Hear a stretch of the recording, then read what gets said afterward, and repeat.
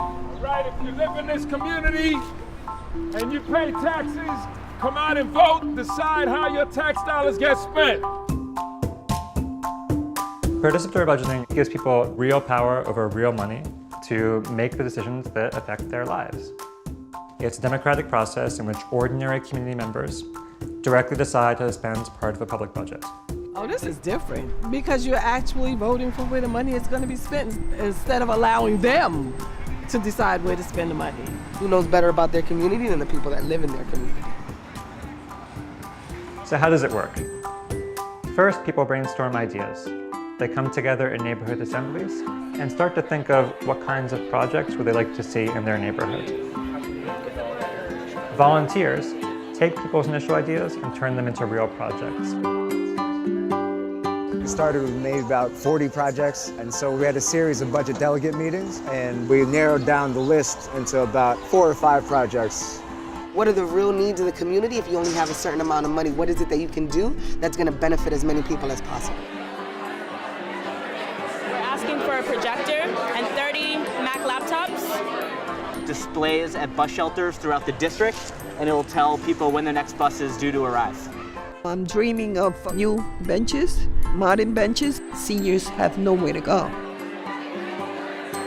People get a taste of making the tough decisions and coming up with things that can be done to improve their community. And they bring them back to the public for a vote. It's a way of validating every voice in our community and saying, you know what, whatever your position is, you live in our community, you have a right to decide, and that me as a representative and government should respond and should listen to that voice. The projects with the most votes get funded. We have the playground improvements at Millbrook Housing. They are then implemented over the next few years, and the following year, the process starts again. People brainstorm new ideas, turn them into new projects, vote on them, and fund more improvements for their community. PB becomes part of the budget process.